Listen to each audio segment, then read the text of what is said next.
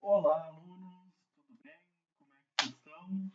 Então, aqui quem fala é o professor Vicente, sigo o meu pouquinho ligado e vamos para a nossa segunda parte da primeira aula da disciplina de psicometria, em que nós vamos ver a história da psicometria. E a história dos testes psicológicos, como a gente conhece hoje, ela é bem recente, ela data do início do século XX, embora a gente vá falar de alguns tempos anteriores ao século XX, quer dizer, a avaliação ela já existe há muito tempo na humanidade, mas dos testes psicológicos de hoje em dia ela é bem recente, né? E ela é dividida em décadas, que nós vamos começar a falar das décadas seguindo falando do grande expoente daquela década para exemplificar isso. E a primeira década, deixa eu ver, vamos botar um ponteirinho aqui que eu gosto desse laser. A primeira década é a década do Galton, foi o grande expoente. O Galton, para quem não sabe, então ele é um primo do Darwin. Tá? Ele fez um trabalho bastante relacionado ao darwinismo, enfim, né? E isso foi em 1880. Os trabalhos dele visavam avaliar as aptidões humanas através da medida sensorial. Então, ele queria ver a questão dos sentidos, o tato, olfato, etc. O Galton ele acreditava que todas as operações intelectuais poderiam ser avaliadas pelos sentidos, porque todas as informações chegam por eles, o que faz bastante sentido para mim, né? Uh, Porque se todas as informações que a gente recebe chegam pelos órgãos dos sentidos, a gente tem que uma avaliação dos sentidos, pessoas com o sentido mais aguçado tendem a ter uma maior inteligência. Né? Deixa eu só dar uma olhada na lareira. Então, se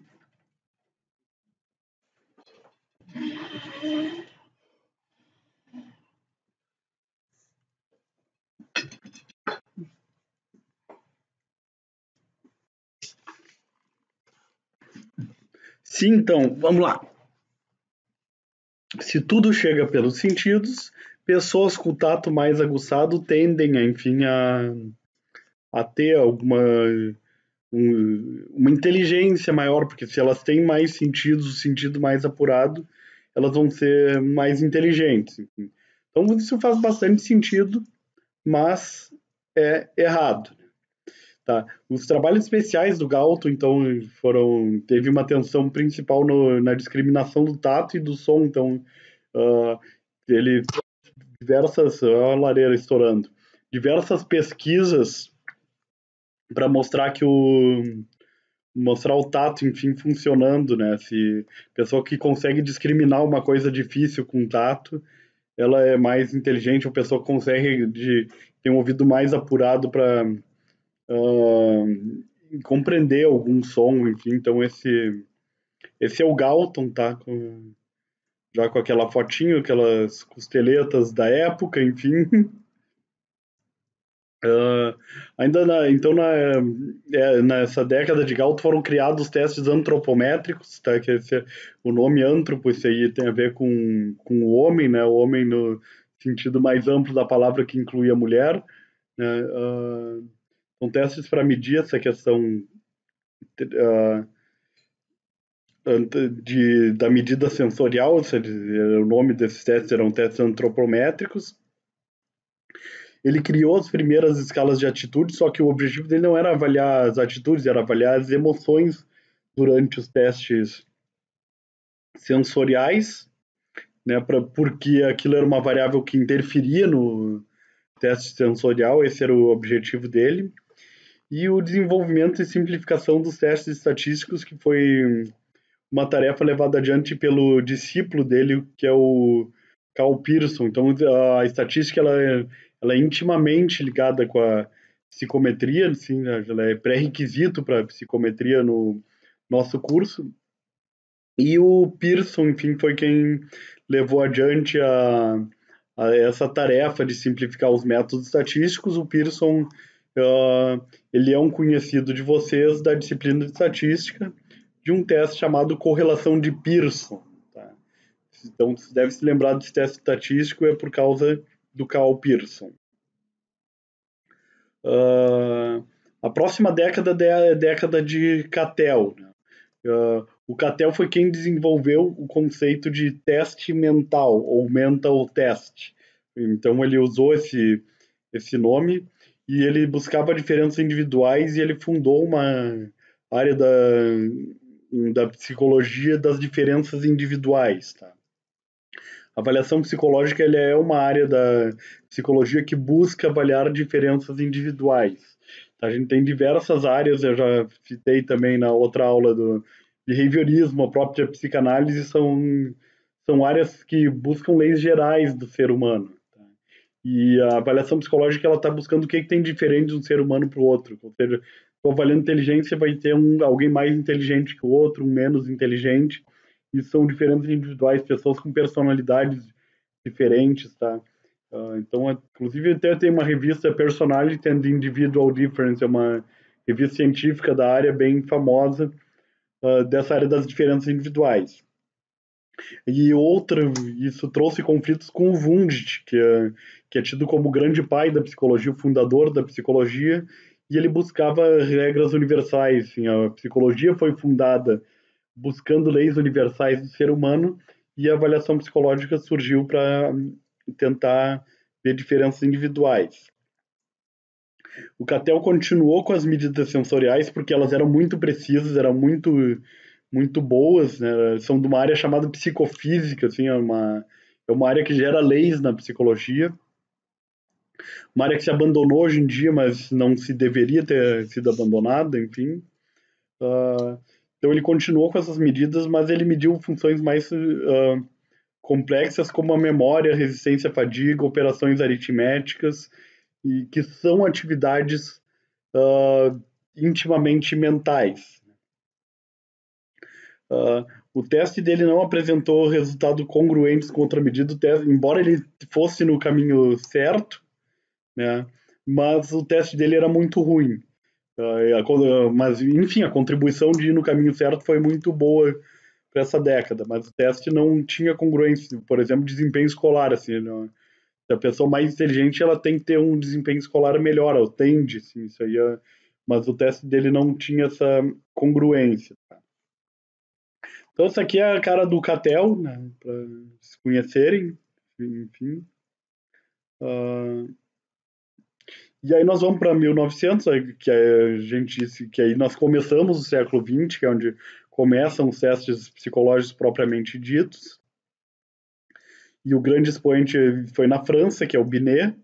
Por incrível que pareça, foi na França, né? Porque a França hoje em dia não é assim um expoente da psicometria no mundo, mas lá que começou, né? E o Binet ele vai criticar esses testes usados na época. As medidas sensoriais elas eram precisas, mas não tinham nada a ver com o intelecto, não se relacionam com o intelecto, só estão medindo só sentidos, né? E as medidas que tinham relação com o intelecto, que era do Cattell, elas não eram precisas. Então, o que o Binet fez foi fazer uma medida relacionada a intelecto e precisa. O Binet e o Simon, enfim, colaborador deles, desenvolveram um teste com 30 itens para avaliar as funções como julgamento, compreensão e o raciocínio. Então, era um teste de conteúdo cognitivo, conteúdo mental, né? E o teste foi do Binet, ele teve muito sucesso, principalmente quando cruzou o Oceano Atlântico, e naquela época era cruzar mesmo, não era uma coisa tão trivial atravessar o oceano. Mas o Terman foi um cara que nos Estados Unidos utilizou a torto e a direito o teste do Binet. Tá aqui a carinha dele, né? E depois eu vou falar mais do Terman quando eu mostrar a fotinho dele, tá? Então, esse aqui é o Binet, enfim, também Gosto dessas fotos de época, eu gosto do estilo do cabelo dele, do bigodinho, do óculos, enfim. Uh, então, tiveram outras contribuições, além do Binet, como o Stern, que ele trouxe o conceito do QI, do conceito de inteligência, que ele vai se dá por essa fórmula 100 multiplicado pela idade mental, dividido pela idade cronológica. Então, a criança, sei lá, uh, de 12 anos, uma criança que tem 10 anos de idade, mas tem uma idade mental de 12, ela vai ter o QI de 120 por essa fórmula. Então, é simplesmente colocar a idade mental dividido pela cronológica, ver se a idade mental é maior ou menor do que a cronológica e multiplicar isso por 100. Tá? Isso é o QI.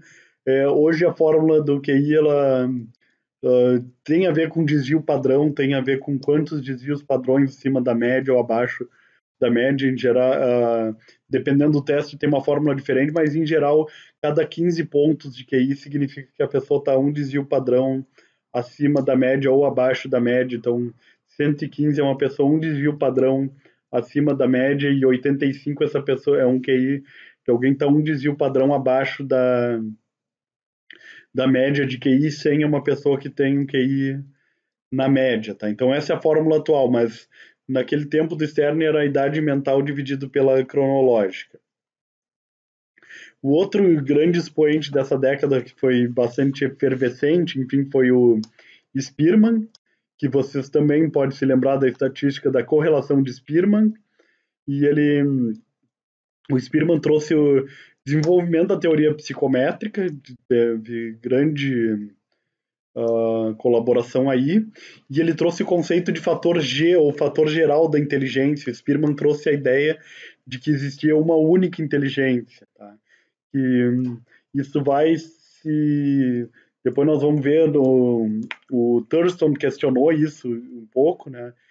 Você deve conhecer, talvez é uma teoria bastante difundida, a teoria das inteligências múltiplas do Gardner, é uma teoria que eu não gosto, assim, embora tenha alguma compreensão dela, mas eu não vou falar da minha crítica da teoria do Gardner, mas apenas para dizer que o Spearman trouxe essa ideia de que existe um único fator geral da inteligência, e na verdade a teoria da inteligência moderna respeita essa ideia do Spearman e faz uma conciliação da teoria do fator geral com múltiplas inteligências. Mas, de fato, essa ideia do Spearman ela permanece até hoje, e isso tem um dado empírico. Uma pessoa que tem uma inteligência, ela tende a ter as outras. Uma pessoa que tende a ser boa em matemática também tende a ser boa em português, também tende a ter um bom raciocínio espacial e assim por diante. Tá? Então, essa aqui é a carinha do Spearman. Tá? E aí, depois a gente vem para os anos de 1910, aqui já estamos falando de 2 décadas, que ela surgiu a partir do trabalho do Spearman, Binet e do Terman, né? Que é chamada Era dos Testes de Inteligência, onde se começou a utilizar muitos testes de inteligência. Tá? Então, o Spearman, o Binet, perdão, desenvolveu esses testes, e nos anos seguintes, as 2 décadas seguintes, se utilizaram muito esses testes. Primeiramente, a primeira utilização assim, foi uma utilização em massa, né, que se começou, que foi para os recrutas da Primeira Guerra Mundial. Isso aí foi feito nos Estados Unidos. Tá? Então teve a Primeira Guerra, para recrutar todo mundo que foi para a guerra, foi avaliado com esses testes. Bandeiras caindo, vamos dar mais uma sopradinha aqui.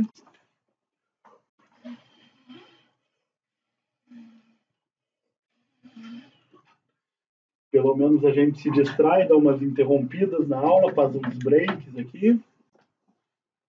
Vou botar mais uma madeirinha no meio. Tá? Então se testou, assim, são 2 testes, ARM alpha, ARM de exército em inglês, alpha e beta, né? ARM alpha, ARM beta, uma versão que é o alpha, que era para pessoas alfabetizadas, que era com palavras, e a beta com figurinhas, para quem não era alfabetizado, porque naqueles anos 1910, mesmo se tratando dos Estados Unidos, era comum as pessoas não serem alfabetizadas. A alfabetização é uma conquista meio recente, assim, a gente ter todo mundo alfabetizado, assim, o Brasil tem todo mundo alfabetizado, assim, se parecer político querendo erradicar o alfabetismo, desconfiem, tá? Existe, mas é muito raro, é um problema muito pontual, a gente tem desafios maiores na educação do Brasil, enfim. Tá? E além disso, assim, principalmente quando terminou a Primeira Guerra, teve um grande número de psicólogos trabalhando com essas avaliações de inteligência nos Estados Unidos. Então, esse programa da Primeira Guerra de testagem da inteligência, de avaliação da inteligência, foi bem sucedido. E a partir daí se foi para uma avaliação civil, né? Quando terminou a guerra, a avaliação psicológica é mais uma dessas tecnologias que se desenvolvem em guerras, né? E diversos testes foram desenvolvidos, sendo que poucos testes continuam sendo utilizados. Foi uma época de desenvolver teste, mas é evidente que a área vai se modernizando, poucos são utilizados até hoje. E o do Binet é um teste que vem sendo utilizado até hoje, assim, porque é um teste precisa, é um teste que é bom, né? E a grande utilidade dele é se eu quero fazer uma comparação com o tempo passado, assim, então o melhor teste para se utilizar isso numa pesquisa é o do Binet, porque a gente tem esse dado do tempo passado. Tá, aí eu fiquei devendo falar do Terman, tá? O Terman, ele desenvolveu um estudo longitudinal, ele é da Califórnia, ele pegou várias crianças, se eu não me engano, 1.000 e não sei quantas crianças da Califórnia que foram consideradas superdotadas, e ele acompanhou toda essa vida dessas crianças, foi sempre reencontrando e avaliando essas crianças, a inteligência delas permaneceu, né? Eram crianças de 13 anos, depois o Terman morreu e seguidores do Terman, discípulos ou orientandos, que é a palavra que hoje não se usa mais discípulo, se usa orientando, né? Seguiram acompanhando essas crianças e tiveram várias dessas crianças superdotadas que depois se transformaram em prêmios Nobel, tiveram uma carreira brilhante em alguma área, ganhavam mais do que a média nacional dos Estados Unidos, enfim, então é um estudo muito legal do Terman, tá? Que um estudo longitudinal, e hoje já é difícil fazer um estudo longitudinal, imagina se falando de década de 30. Tá. Então, a partir de 1930, o estudo Terman aconteceu também nessa época, mas começou antes. O entusiasmo com os testes de inteligência diminuiu, principalmente porque teve a demonstração de que eles eram dependentes de culturas, tá? Tem um erro de digitação aqui. Então eles tinham uma dependência cultural nesses testes, ou seja, assim, se eu faço uma pergunta, sei lá, qual que é a capital do estado lá da Califórnia, já que estava falando da Califórnia, eu morei lá, né? Capital, a resposta certa é Sacramento. Mas provavelmente vocês não sabem disso, porque ou pouca gente sabe disso porque vocês são brasileiros, enfim, não é algo que tem a ver com isso. Mas os americanos sabem, né? E quem não é da Califórnia, mais ainda. Ou seja, então isso é uma pergunta que tem uma dependência cultural, assim. Eu não posso dizer que uma pessoa que acerta essa questão é mais inteligente que uma que erra por conta desse viés cultural desse item, né? Então essa demonstração desse viés cultural ocorreu na década de 30. E alguns psicólogos estatísticos começaram a pensar as ideias do Spearman, e o principal deles é o Thurston, que o Thurston é um dos meus ídolos lá dessa velha guarda da avaliação psicológica. E ele... Por quê? Porque ele desenvolveu a análise fatorial múltipla, ele desenvolveu esse teste de análise fatorial, que é um teste que eu utilizo muito hoje e vários psicometristas utilizam. E além disso, ele fundou a Sociedade Psicométrica Americana e a Revista Psicométrica com K.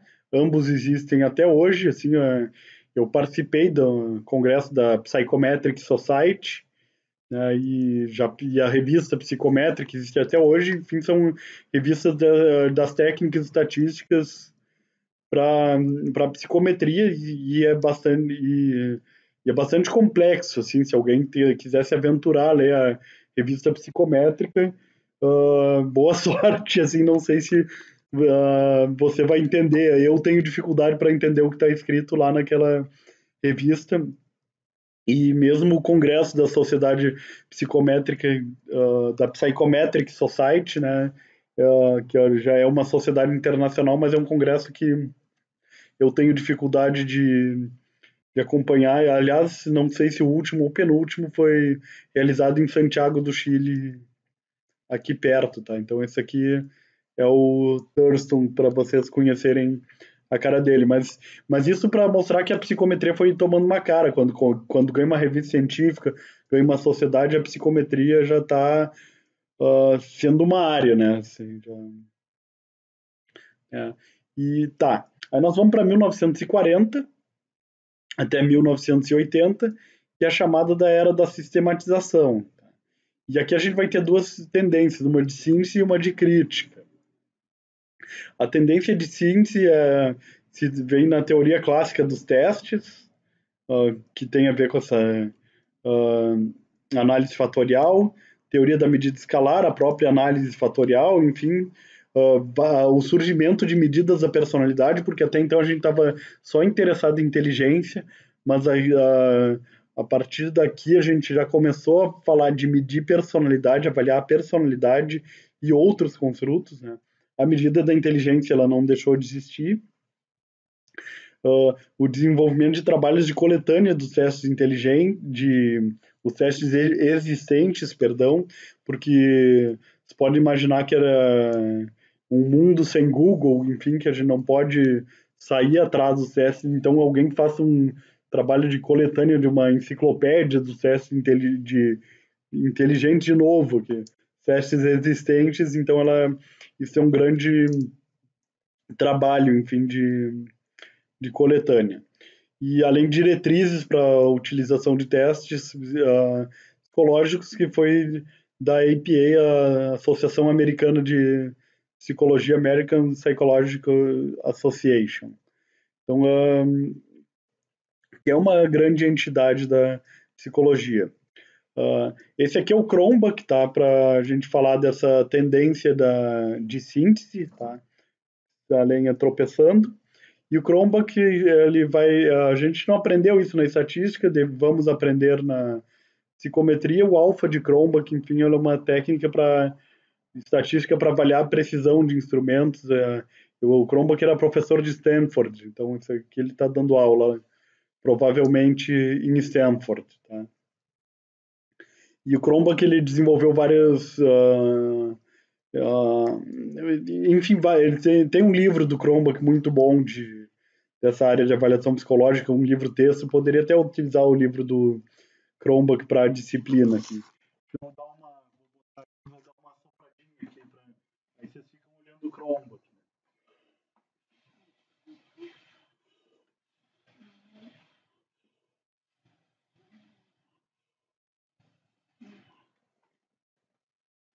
Uma montadinha aqui no fogo.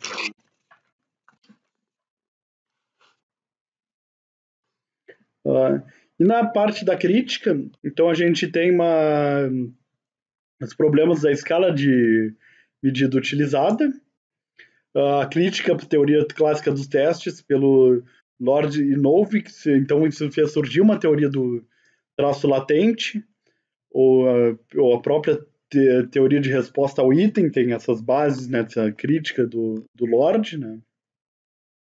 E a psicologia cognitiva do Robert Sternberg, que ele se propõe a avaliar a inteligência sem utilizar testes psicológicos, e é um trabalho muito utilizado até hoje, assim, a teoria da psicologia cognitiva, né?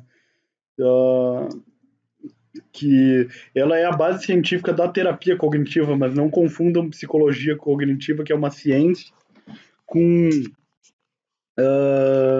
com terapia cognitiva, tá? São duas coisas diferentes, embora a terapia siga esses pressupostos da psicologia cognitiva. E aqui uma foto, enfim, do Sternberg, né? E como eu tirei essa foto junto, tá? Com o Sternberg, e é óbvio que eu vou botar a foto dele comigo aparecendo, né? Então eu estava bem novinho, bem mais magro nessa foto. E tive esse prazer de conhecer o Sternberg, foi um congresso no México, tá? Mas o Sternberg, ele é um autor que eu sigo bastante pelos estudos no amor, não nessa área da psicologia cognitiva, embora dê para considerar o amor como uma cognição, né? Mas eu não tenho tanto conhecimento dos estudos do Sternberg em inteligência, mas em psicologia cognitiva, tá? E então então é por isso, enfim, que eu cito bastante os trabalhos desse autor, porque eu trouxe para o Brasil a escala triangular do amor de Sternberg. Tá? E eu recentemente eu fiz uma entrevista, vou ver se eu me lembrar, na hora que eu postar no YouTube eu vou colocar um link para essa entrevista com o Sternberg. Essa entrevista já foi agora há poucos dias, aqui em 2020, nós estamos em 2020, se alguém tivesse vendo esse vídeo muito depois, tá? Então essa entrevista deve ter sido por agosto de 2020, e eu vou deixar o link, tá? E aí então a gente vai para 1980 para cá, que a gente considera a era da psicometria moderna. Ela é contextualizada com a popularização do computador. Esse é o contexto, assim, a gente tem o computador como uma grande ferramenta, e o computador é uma ferramenta que a gente utiliza muito, né? Também conhecida como era da TRI, Teoria de Resposta ao Item. Só que a TRI não resolveu todos os problemas da psicometria, então é meio inadequado chamar de era da TRI os tempos atuais, assim, porque a TRI surgiu e tal, mas ela segue em paralelo com a teoria clássica dos testes. A TRI vai substituir apenas parte dessa teoria clássica dos testes, tá? E aí eu trouxe, para falar, enfim, da era de hoje, eu trouxe uma autora, assim, também ela tá num livro texto que a gente usa, e eu também tenho foto com ela, que é a Suzana Urbina. Então eu tô de casaco, esse casaco bem quente aqui. Eu não me lembro se esse aqui é em Bento Gonçalves, no Rio Grande do Sul, acredito que seja lá, num dos congressos do Instituto Brasileiro de Avaliação Psicológica, o IBAP, tá? Então essa seria algum grande expoente, assim, dos tempos atuais da psicometria, né? E então é isso, né? Assim, com isso a gente encerra a nossa parte 2 e nos vemos na parte 3. Vamos falar em carioca. Parte 3. Até lá.